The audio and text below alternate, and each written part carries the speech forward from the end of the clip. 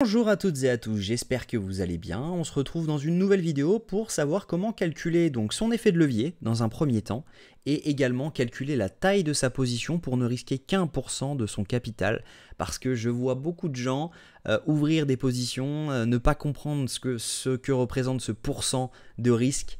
Donc on va voir ça directement ensemble. On va commencer par le calcul des positions. Donc le but, c'est que vous compreniez que le levier, on s'en fout complètement. Il n'y a pas de je veux mettre un levier 10 parce que je veux risquer 1%, etc. Non, non. Vous pouvez être en levier 100 et risquer 1%, et vous pouvez être en levier 10 et risquer 1%. Vous aurez compris ça à la fin de cette vidéo. Donc, le but, c'est, admettons que vous ayez un capital de 1000 euros. Vous excuserez mon écriture qui est vraiment dégueulasse, mais ça va. Donc, vous avez 1000 $. On est d'accord. Vous voulez risquer donc 1%. 1% représentant 10 $. On est d'accord. Et là, vous risquez votre pourcent. Donc, on veut risquer 10 $ par trade. Comment on fait pour calculer la taille de la position en fonction des 10 $? Et bien tout simplement, ce que vous allez faire, c'est que, admettons, là, moi j'ai ce trade que j'avais préparé, mais je pense que c'est juste pour simuler, mais en gros, c'est ce que j'attends sur Bitcoin. Donc, admettons que votre entrée soit à 56 998 $. On est d'accord. Si jamais elle est là, et que votre SL est à 57 383 $, vous allez faire votre prix du SL, ok? Donc le prix du SL, donc on va mettre juste un P, le prix du SL, donc 57 383, moins 56 000, ok? Donc on va mettre PE, ça va être beaucoup plus simple, PE, voilà. Donc moins les 56 998, vous obtiendrez alors, il me semble, si jamais je ne dis pas de bêtises, 385. Donc, derrière, vous avez donc un SL de variation, là-dedans, de 385 $. Vous allez ensuite prendre les 10 $ et les diviser par 385. Donc, si jamais vous faites 10 divisé par 385, vous obtiendrez 0,0259743.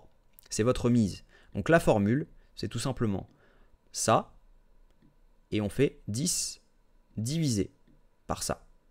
Donc en gros, ça va vous donner cette formule-là. Vous obtiendrez donc 385 là-dedans.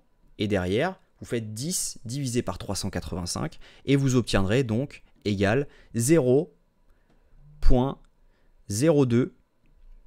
Ok, vous excusez, voilà, vous excusez mon écriture absolument ignoble. Donc 0,2597. Et ça veut dire que si jamais vous arrivez ici, vous faites SL, ok, et ben vous aurez perdu 10 $. Maintenant, le but, c'est de calculer avec quel levier on rentre.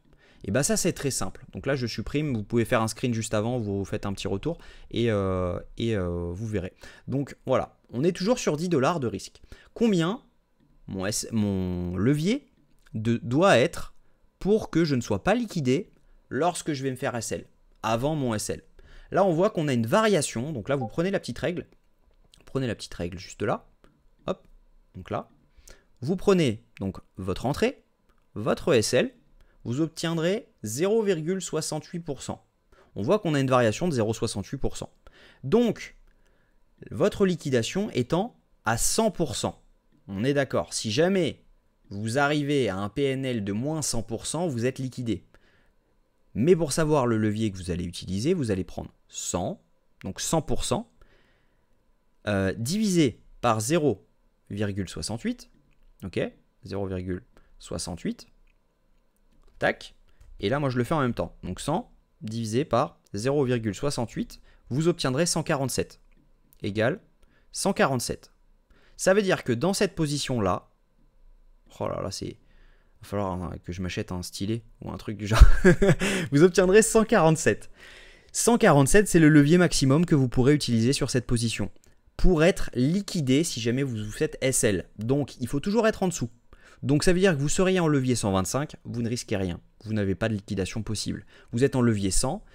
Si jamais vous êtes en levier 100, ça paraît logique. Il faudra un mouvement de 1% pour que vous soyez liquidé. Votre liquidation se trouvera ici. Et là, vous avez compris du coup qu'il n'y a aucun rapport entre le levier et la mise. Vous pouvez très bien miser 1% de votre capital, donc c'est 10 $, et pour autant, ben, être en levier 100 ou être en levier 10. Parce que si jamais votre SL est à 10%, on est d'accord, je reprends le même exemple, votre SL, il est à, donc hop, je reprends, on est à 10% de SL, ok, donc le SL, je le mets là, tac, je mets mon SL, donc environ à 63 000, on est sur juste l'exemple, hein, je ne prendrai pas ce genre de trade, mais voilà, on a un SL qui est à moins 10%, ok, on voit qu'on est à 10,63. Comment je fais pour calculer mon levier? Je fais 100 divisé par 10,63 et j'obtiens 9,40. Ça veut dire que si jamais j'ai un levier de 9,40, je serai liquidé au moment où on arrivera à mon SL. On est d'accord. Donc je vais prendre un levier 7, un levier 6, un levier 5, un levier 8. Mais il faut être en dessous de ce calcul. Donc voilà. Maintenant, admettons que vous ayez un capital donc de 10 000 $. On va rajouter un petit zéro. Ok, et vous voulez risquer 100 $ sur ce trade actuellement, donc qui est un SL à 63 000 pour une entrée à 56 998. On a une variation, donc là je prends ma calculatrice, on a une variation, donc je fais 63 012 moins donc 56 998, j'obtiens 6014, ok, je fais, donc je veux un risque de 100 $, je fais 100, divisé par 6014, j'obtiens 0,01, donc j'obtiens 0,016, ok, 6, 2, désolé pour, vous pouvez accélérer la vidéo, 2, 7, ok, et ça c'est ma mise. Donc là je sais que je miserai, ok, cette somme-là, en levier 9 maximum, parce qu'en levier 9,4 je serai liquidé, donc c'est mieux un levier 8. Donc je sais que ma mise pour une entrée à 56 998 et un SL à 63 000, ma mise sera de 0,016627 en levier 8. Et là je ne risque rien, je vais risquer 1% de mon capital sans risquer de liquidation. Donc voilà, j'espère que vous avez compris. N'hésitez pas à me le dire en commentaire si vous avez tout compris.